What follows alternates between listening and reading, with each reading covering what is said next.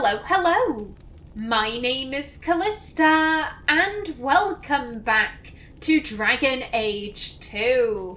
In the last episode, we took care of hubris, the final aspect of the Arwegian scrolls, and as I said at the very end of the episode, we are gonna go and explore the recently opened cave.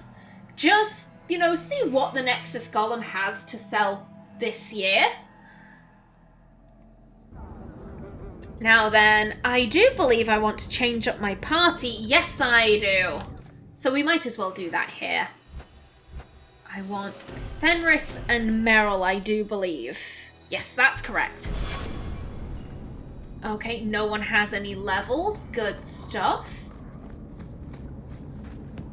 Poor Anders. You pity him.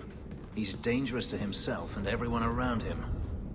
I think he's broken the thing he wanted to save. You pity him because he's you. Breaking the things you love most isn't restricted to mages, Fenris. Sadly true. Oof! Again, another banter from Merrill that I really like. She's completely right. Anders, he so badly wanted freedom for the mages that he has become the thing that, people scare their children with when they talk about the dangers of magic. And it is heartbreaking. It really is, because I don't disagree with Anders' sentiment. I really don't. Your eyes, witch. You said I was dwelling on useless history. But what are you doing? The past is important to you and to all of us. We must know it to move forward. Yet I have made no deal with a demon to learn of my past. You had a life, you had a family, and you abandoned them to chase after ghosts. We are nothing alike. Don't even begin to think that we are. Well, damn, let me just finish off my thought here. I agree with Anders' sentiment, I just don't agree with his execution. Like, his ideas and all of that, I'm like, yes. What he decides to do to achieve that, I'm like, no. Major no. No, thank you. And as for that just there, ooh. I think this is another situation where everyone is right and everyone is wrong. Because Merrill has a very good point. Fenris has obsessed over the past. Fenris has never really behaved like a free man because he never was a free man. He was so, like, oh, Daenerys, Verania, Daenerys, like, that was all he thought about. He could never be free because in his mind he wasn't. The chains were still there, as Flemeth said, way back in Act 1. He obsessed over the past, and it was only, with Daenerys dead, the possibility of reconnecting with his sister was dashed. It was only when every part of his past was destroyed did he stop to think, oh shit, what am I going to do now? What is there for the future? I've stopped looking backwards, I now have to look forwards. However, Fenris also has a very good point. Merrill had a family. Her family are right over there. Literally, we are looking at her family, and she gave that up to, like, oh, Alathan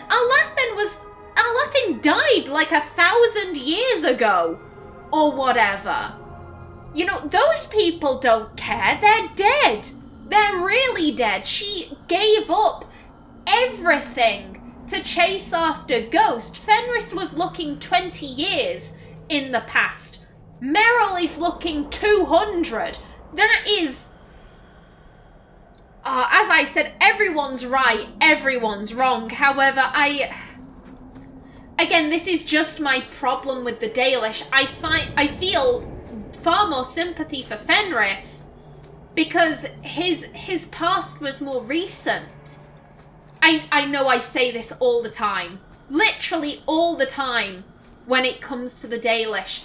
I just wish they would stop obsessing over a history that is long dead. They could do something amazing if they just looked to the future and stopped obsessing over, you know, like, oh, what it means to be elven, what it means to be elven. Especially when you consider the fact that the city elves, the people that the Dalish constantly shit on as like, oh, they're flat ears, they don't know anything about what it means to be elven. The city elves are far more elven than the Dalish. The elves of Arlathan weren't dicking about in the woods, willingly marking themselves with Valasleen. The elves of Arlathan were living in cities and having bare faces. Oh, hello. You're right, dickhead. Let's go, go, go. Yeah, the city elves are far more like the elves of Arlathan than the Dalish are. And yet the Dalish... Oh, hello, big boy. Hello. The Dalish, one, they don't know that. Two, they'll never understand that. If they just give the city elves a chance, how many of you got, Hawk? they would learn so much about what it means to be elven. They really would. Do you have loot? You do not. And you don't have loot either, dickhead. Now then, hello? You're right, mate. Revenant's just standing in the corridor waiting for fights. Paste it up. And go. Oh, yes. Good work, Meryl. Nicely done. Now, Varric, I don't know why you ran in there, but good for you. Come on. He's almost down. There we are. And you. Alrighty then. Good job, guys. Okay, yeah. And you two didn't drop anything. Now then, I believe the Nexus Golem should be up there. However... Anyone? Obvious trap room? Apparently not an obvious trap room. Okay, fair dues.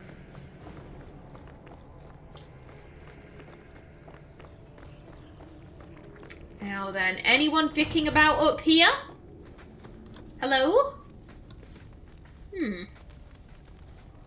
This seems oddly quiet and I don't trust it. Yoink.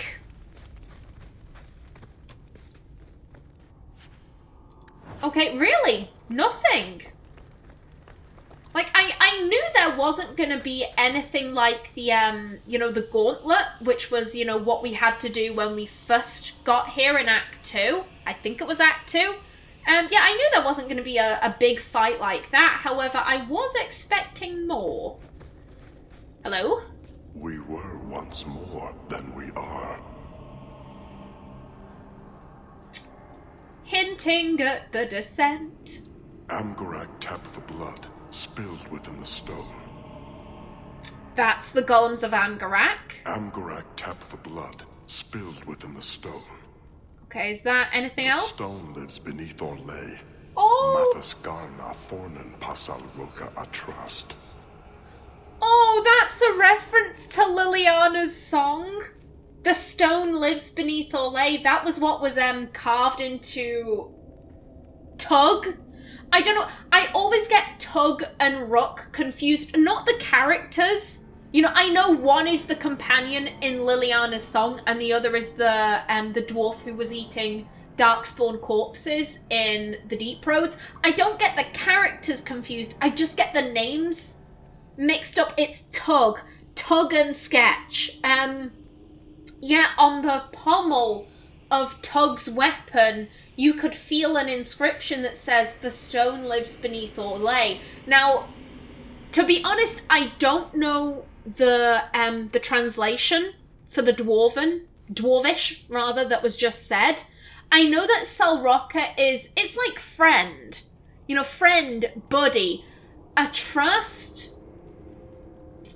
Carradine says that when he commits suicide, he says a trust Tunsha. Again, I'm not overly familiar with Dwarvish. I'm far more familiar with Elvish and Cunlat. If I can figure out a translation, then I'm going to insert that here. So I did find a rough translation. Mathas Garna Fornan Pasal Roca Atrast roughly translates to, at my side, find your way in the dark. But otherwise, I just find that very interesting. Okie doke, let's sell all the junk. There we go. Now, do you have anything nice? Ooh. Oh. Oh, that's... Oh my god, but look how expensive... We have tons of money! We're not going to use this! I could buy that. I could buy that. Oh, God, I'm in that mode where I'm like, I've got a shit ton of money. We're in Act 3. Like, I'm not gonna spend this, but at the same time, I'm like, I want to save the money. Why? I don't know. I just, I like to hoard money in video games. I can't help myself. Okay, we can get rid of these. Oh, that has demonic in it. No, thank you.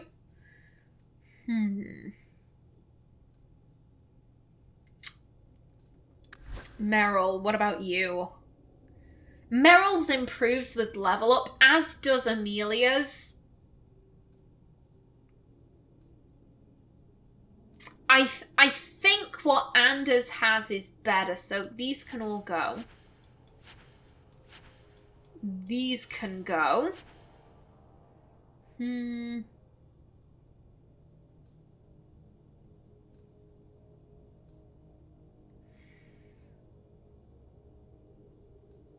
That can go, and I think... Because I am going to give Isabella this when I next level her up, so... Yeah, I'd rather her have the low blade. And these are generic, so they can go.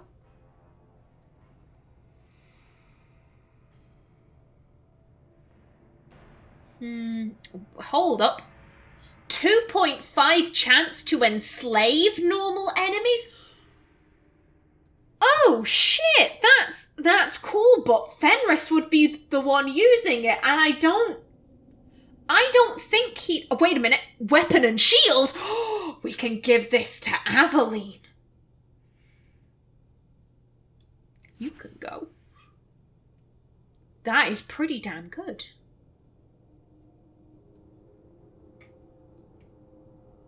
I'm gonna get rid of that. Yeah, I'm gonna keep that for Aveline. Nice. Okay, yeah, that's all good. There we go. Okay, thank you, Nexus Golem. It was nice speaking with you. Now then, where are we going after that? Wait, why am I going the long way? There was a thing to Sundermount. It was right here, right? Yeah, there you are. Amelia's clearly trying to get her steps in. She's working on cardio. You know, at her peak physical fitness, you know, after defeating the Arashock, I don't think she's ever reached that level again. And she's just trying to make sure, in case she ever has to do that again, in case she ever has to run in figures of 8 around some pillars for her life, she will be ready. Now then, what quest am I doing next? Let me see. Okay, I know where I'm going for that. It is a companion quest, but you'll just have to see where I go, because I'm feeling mean. No banter? Oh god, I don't like when there's no banter. It makes me feel like the game is ending, and I don't I don't like that feeling. I want the game to last forever.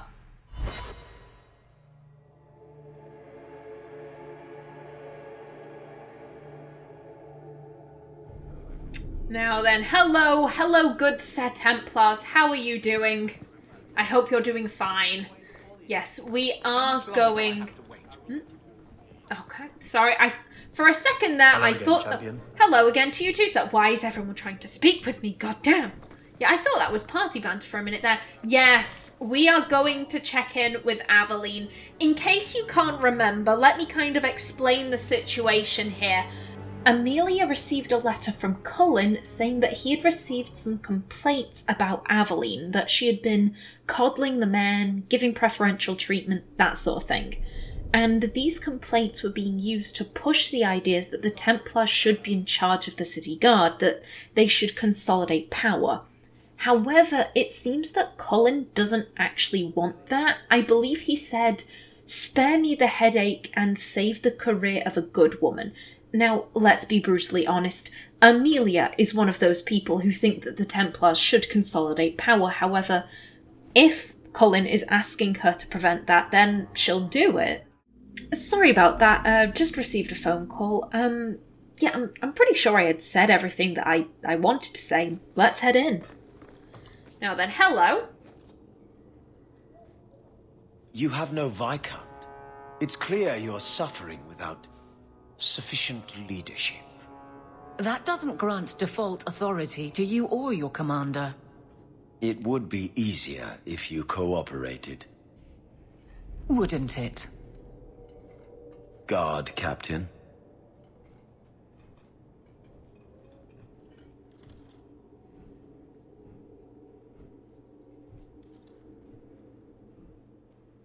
Trouble?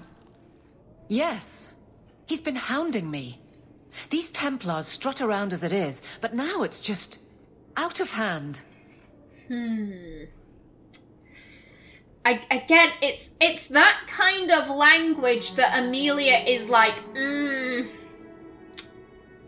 If I'm being honest, I think Aveline, she's what's the phrase I'm looking for? Amelia gives Aveline a fair amount of leeway because they've been through so much together. However, as it stands, Aveline is rapidly approaching the end of Amelia's rope. You know, Amelia's like, "You're my friend, you're like a big sister to me, but if you keep up with these anti-Templar, anti-Meredith sentiments, something's gonna have to be done, because at that stage you are impeding, in my opinion, the running of this city. You are making Kirkwall less safe by getting in Meredith's way." Again, these are Amelia's opinions. Ooh, maybe he wants an easier job. Here's the thing, this comment throws shade on the Templar. You know, like, oh, we can't hack it as a Templar, maybe he wants an easier job. No, we're not gonna say that about a Templar. So let's just get straight to it. There have been complaints. Knight Captain Cullen has heard some troubling things. Such as? That you coddle the men. Give special treatment. Someone has dared. Who? Who accuses me of this? That's for later. Is it true? Anonymous lies.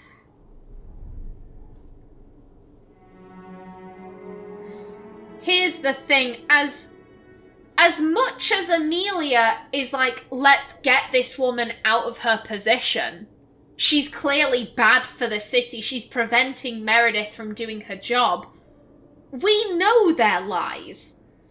The Codex entry we received for Aveline tells us that they're lies, that she was coddling the men, but Donick has since spoken to her and said, hey, we're competent, please can you not treat us like toddlers? And the codex entries for, you know, the companions, I kind of treat the information in them as stuff that Amelia has, you know, she's gleaned that. So in this case, I imagine, considering that we know Anders speaks to Donick, maybe Donick told Anders the trouble he was having with Aveline and how, you know, he said, you know, oh, I finally was able to get her to stop coddling the guards. And then Anders told us. So we know that it's not true. That doesn't mean, however, that Aveline is necessarily what is best for the city guard, in Amelia's opinion. No names given, of course. No wonder the lieutenant was harassing me. Bastards. If they think I'm coddling anyone, it'll be my husband, Donick. You and I will intercept his patrol tonight. Then you can see for yourself if I'm coddling him, or any in my command. You don't need to convince me. Again, it's not that Amelia needs to be convinced that the rumors are bullshit. She knows that the rumors are bullshit. It's just, I think in part, it's her views on Meredith. And also, there has been an increase in blood magic in Kirkwall. And the city guards just aren't equipped to deal with that. You need Templar support for that kind of situation, and it would be good to have a Templar in charge of the city guard to give them that training. Yes, Aveline has, like, her stats for her time as city guard, you know, they're really good. But historically, she's not been that great at dealing with magical criminals.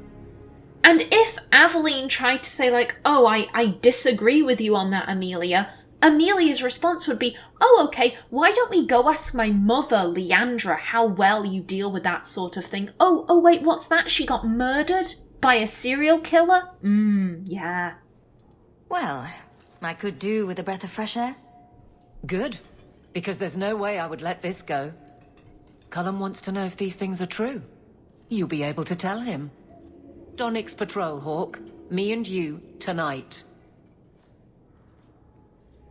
Accuse me of being soft. Not in this lifetime. Alrighty then. Now then, there is a change party doodad right down here. Yeah, we are gonna get straight on this. Less so for Aveline's sake, more because a Templar asked us to do it. Now then, who do I want? Aveline and Sebastian. There we go. Now then, very quickly. 41 strength. I don't actually know what her strength is up to. Oh, well, I'm sure we'll level up at some point. Now then, to the docks.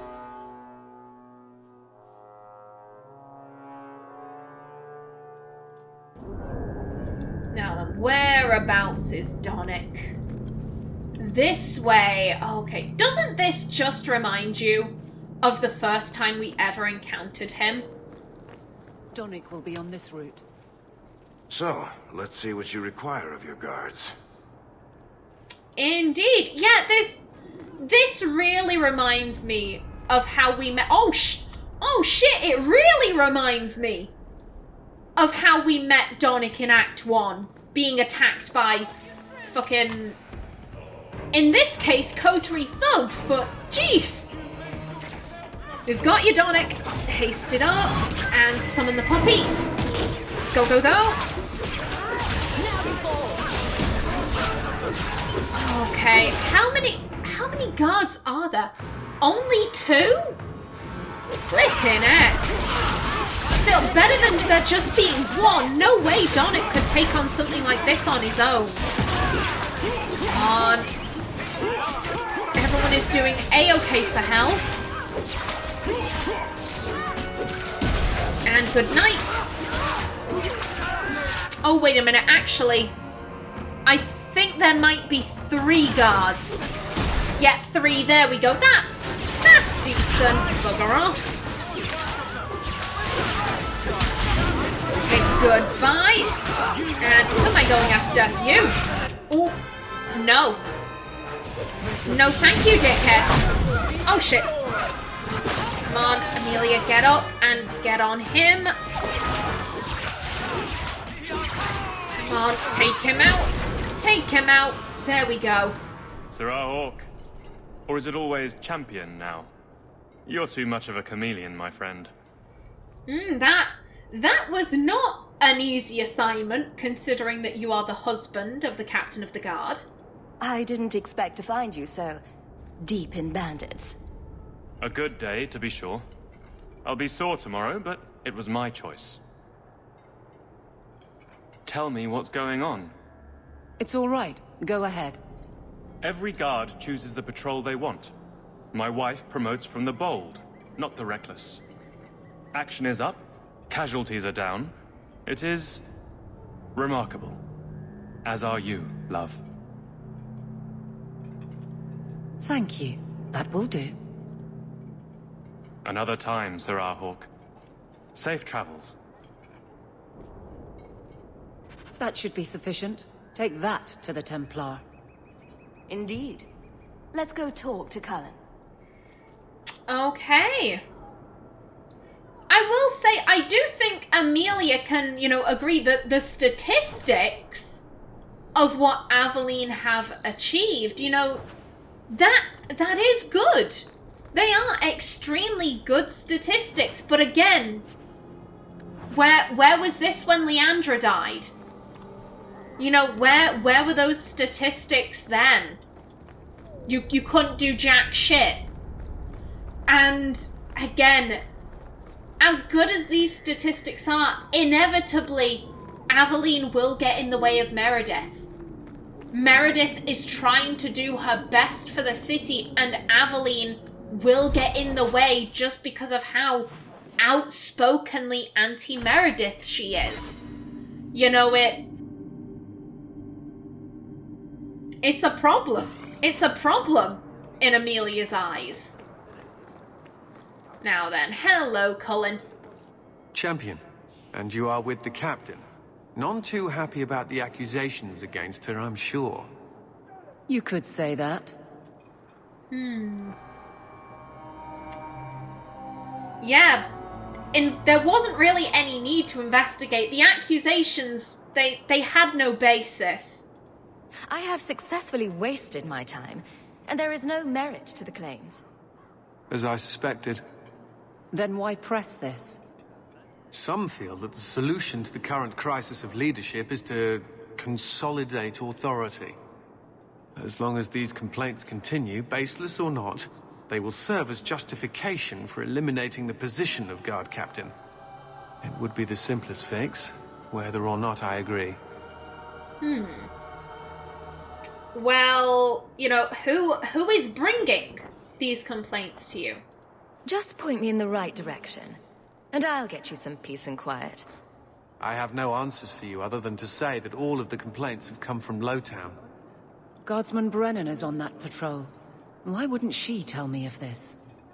I don't know, but I do apologize for the assumptions of this incident, Guard Captain. It has been unfortunate. It's not done. To Lowtown, Hawk. I need to speak to Brennan. Okay. If Aveline wants to see where these complaints are coming from, sure thing. And again, from Amelia's perspective, someone is bringing these complaints to the Templars. Kind of, it's like people phoning like 911, 999 as a prank. Don't do that. That's a dickhead thing to do. Don't bring these complaints to the Templars and distract them when there are very real crimes going on in Kirkwall that they could be, turning their attention to. That is unacceptable. Hello, down here. You all right, Brennan?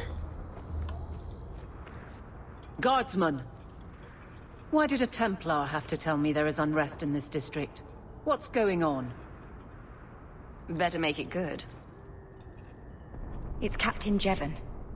I didn't report his return because I'm ashamed for him.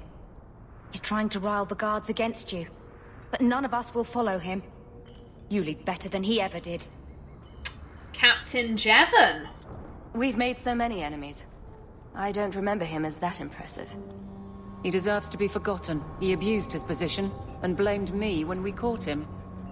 He was well liked by some, but not once the truth was known. Well then, let's go find this guy. Well, let's go have a chat with the man. The guards will have nothing to do with him. So he found others. Militia. Mostly anti-Ferelden. The same kind who were against the Canary. I guess it's been long enough they've forgotten how many the Champion killed. A rally against the tyranny of the Guard and foreigners who infest Kirkwall. I'm sorry, Captain.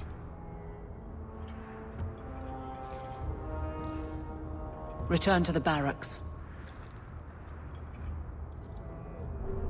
The rally is in Darktown, Hawk. I need to be there. Oh, absolutely. There is not a cat in hell's chance that we are going to let this lie. We are not going to have these anti-Ferelden dickheads clogging up the Templars' workdays with these bullshit claims. Not in our town, no thank you. Also, again, just to say that I find this interesting, if Aveline didn't... Excuse you, I was just about to explain things. Bugger off. What was I saying? Yes, if Aveline didn't marry Dornick, again, he wouldn't have been able to convince her to stop coddling the guard, and as such, some of the guards would have sided with Jevon. Brennan wouldn't have said, none of us will follow him. She would have said, some maybe agreed with him because you won't stop coddling us. Now then, you... Loot, thank you. Thank you kindly. Now then, I am just about out of time for this episode. In the next one, we confront Jevon, but until then, please remember to like if you enjoyed, leave a comment below, and if you wanted to subscribe, it would be very much appreciated. I've been Callista. Thanks for watching, and see you in the next episode.